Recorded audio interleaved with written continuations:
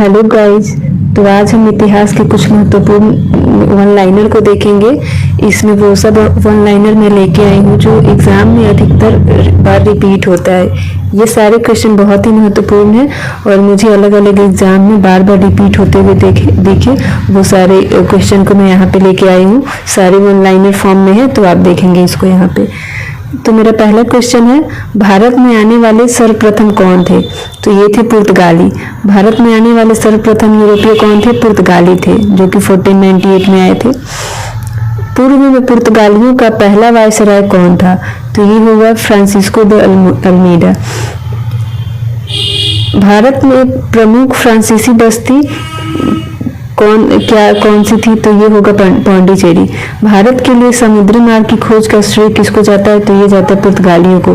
1498 में वही Vasco D gamma आया था जो कि समुद्री मार्ग का खोज किया था।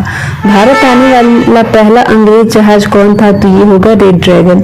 फ्रेंच ईस्ट इंडिया कंपनी का गठन हुआ 1664 में। अंग्रेजों द्वारा प्रथम व्यापार केंद्र खोला गया सूरत में। पुर्तगालियों द्वारा भारत में प्रथम दुर्ग था कोचीन। गोवा पर अधिकार किसने किया था?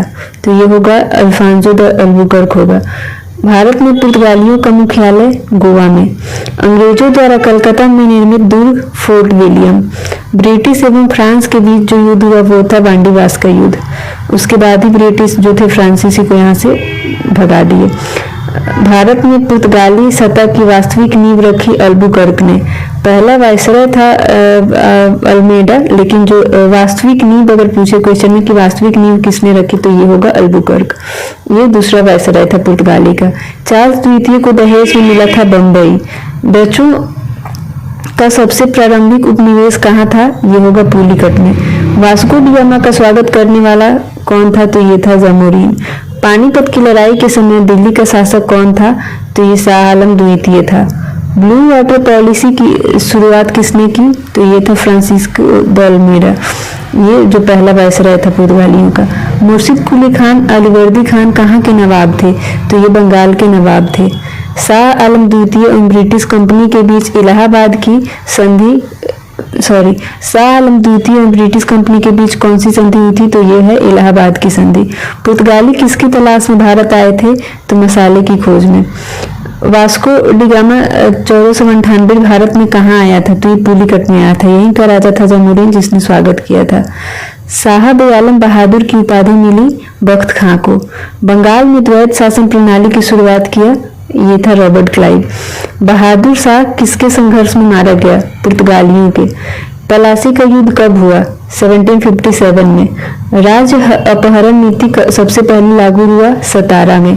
पंजाब को ब्रिटिश साम्राज्य में मिलाया लॉर्ड डलहौजी ने। राज्य हड़प नीति से संबंधित है लॉर्ड डलहौजी। राज्य हड़प नीति से कौन संबंधित है? लॉर्ड डलहौजी। ये क्वेश्चन बहुत बार एग्जाम में पूछता है, बहुत ही बार। छोटे से छोटे एग्जाम को से लेकर के बड़े एग्जाम तक तो इसको ध्यान में रखेंगे। सिंध को अंग्रेजों ने अधिकृत किया 1843 में। श्रीरंगपट्टनम की संधि हुई अंग्रेजों एवं टीपू सुल्तान के बीच में। ये 3 संधियां थी। तो एक्चुअली जो मैसूर का आंध्र मैसूर वार हुआ था, तो इसमें ध्यान रखेंगे। अगर ऐसे याद नहीं रहता है पहले कौन हुआ दूसरा में कौन हुआ, तो याद रखेंगे MS। पहले मैसूर का हुआ, फिर मैंगलोर का, फिर हुआ श्रीरंगपट्टनम का।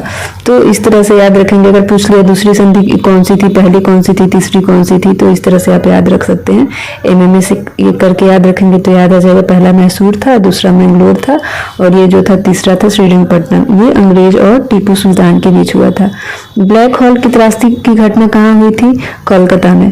झांसी ब्रिटिश शासन का हिस्सा बना राज्य हड़प नीति के अंतर्गत। जो राज्य हड़प नीति डलहौजी वाला था उसी के अंतर्गत बना था, क्योंकि वो ऐसा नियम ला दिया कि जो भी गोद लिया हुआ बच्चा है उसको वहां का राज्य नहीं मिलेगा। तो इसके थ्रू झांसी को भी उसने मिला लिया। राज्य हड़प नीति का अन्य नाम था डॉक्ट्रिन ऑफ लैप्स। अवध को ब्रिटिश साम्राज्य में मिलाया लॉर्ड डलहौजी ने। पलासी का युद्ध ईस्ट इंडिया कंपनी एवं सिराजुद्दौला के बीच। अवध को मिलाने के समय नवाब था वाजिद अली शाह 1856 में। पेशवा प्रथा समाप्त की गई बाजीराव द्वितीय के काल में। बलबन का पूरा नाम था गैसुद्दीन बलबन। अमीर खुसरो किसका दरबारी कवि था? तो ये बलबन का था। बलबन का वास्तविक नाम था बहाउद्दीन। राजस्व सिद्धांत का पहला संस्थापक था बलबन। जिंदा पीर कहा जाता है औरंगजेब को। अलाउद्दीन खिलजी के बचपन का नाम था अली गुरसास। अलाउद्दीन खिलजी का सेनापति था मलिक कफूर। इसको 1000 दिनारी भी कहा जाता है। 2 बार राज्याभिषेक हुआ था औरंगजेब का। पुरंदर की संधि हुई थी 1665 में शिवाजी और जयसिंह के बीच में। औरंगजेब को कहाँ दफनाया गया? दौलताबाद में। प्रथम मुस्लिम महिला शासिका थी रजिया सुल्तान। द्वितीय ताजमहल कहलाता है बीबी का मकबरा। बीबी का मकबरा रबिया उद दौरानी का मकबरा, अच्छा इसी को कहा जाता है। सर्वप्रथम ब्राह्मणों पर जजिया कर लगाया फिरोज शाह तुगलक ने। 1000 दिनारी कहलाता था मलिक कफूर। ये अलाउद्दीन खिलजी का गुलाम था। गुलाम वंश का अंतिम शासक था शमसुद्दीन कैमूर। शेरशाह का मूल नाम था फरीद खान। डाक प्रथा का प्रचलन किसने किया? ये भी शेरशाह ने किया था। गुप्त काल में किस धातु के सर्वाधिक सिक्के चलाए गए थे? तो ये था सोना। हर्ष ने राजधानी हस्तांतरित की थानसेर से कनौज, एक्चुअली ये थानेश्वर है। आर्यभट्ट एवं कालिदास किसके दरबार में थे? चंद्रगुप्त द्वितीय के। सिक्के संगीत के प्रति प्रेम दर्शाते थे गुप्त काल के। नालंदा विश्वविद्यालय के संस्थापक कुमारगुप्त थे। बाणभट्ट किसके दरबारी कवि थे? तो ये हर्षवर्धन के थे। हर्षवर्धन अपनी धार्मिक सभा करता था प्रयाग में।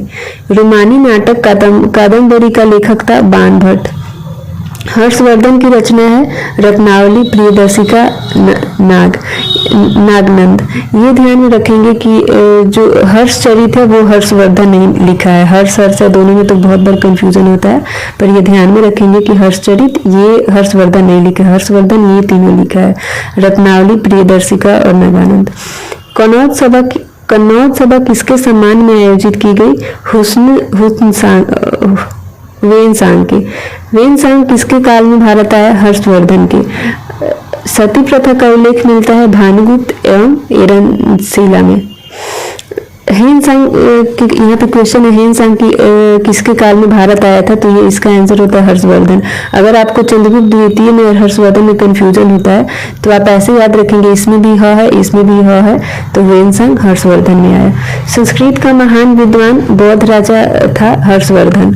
हर्षचरित के लेखक बाणभट्ट। ये हर्षचरित हर्ष ने लिखा, बाणभट्ट ने लिखा है, उसका जो दरबारी कवि था, तो ये ध्यान में रखेंगे। अजंता एवं एलोरा की गुफाएं हैं महाराष्ट्र में। विक्रमशिला विश्वविद्यालय के संस्थापक धर्मपाल हैं। शून्य के सिद्धांत का प्रतिपादन किया आर्यभट्ट ने। चीनी यात्री संग्यून भारत आया था 518 ईस्वी में। लिच्छवी दौहित्र किसे कहा जाता है? समुद्रगुप्त को। ये सब जो है ये याद रखेंगे, एग्जाम में कभी कभी पूछ देता है। उदंतपुरी शिक्षा केंद्र किस राज्य में था? बिहार में। गुप्त काल में चांदी का सिक्का कहलाता था रूपक। हर्षवर्धन का समकालीन भारतीय शासक था पुलकेशिन द्वितीय। रवि कीर्ति को संरक्षण मिला पुलकेशिन द्वितीय के द्वारा। अजंता की गुफाएं बनी थी गुप्त काल में। प्रयाग प्रशस्ति के नाम से जाना जाता है महरौली शिलालेख को। प्राचीन भारत में बौद्ध विश्वविद्यालय तक्षशिला था। 6ठी शताब्दी में भारत आने वाला चीनी यात्री सुंग्यून था, जो कि 518 में ऊपर में हमने देखा। गुप्त वंश के अंतिम शासक थे विष्णुगुप्त। पुलकेशिन द्वितीय की हर्ष पर विजय 618 ईस्वी में हुई थी। महाराजा धीराज की उपाधि पाने वाला शासक था चंद्रगुप्त। कलिंग नरेश खारवेल का शासक का राजवंश महामेघवान वंश। हर्षवर्धन की वल्लभी विजय का शिलालेख नौसारी ताम्रपत्र। ये सब बहुत कम पूछता है, पर थोड़ा थोड़ा देख लीजिएगा ऊपर।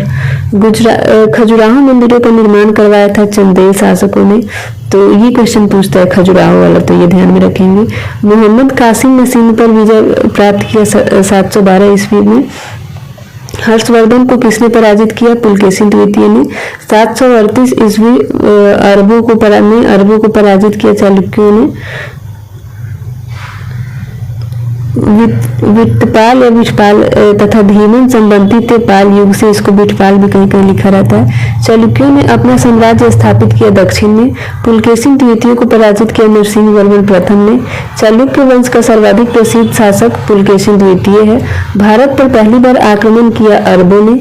भोपाल शहर के संस्थापक थे राजा भोज।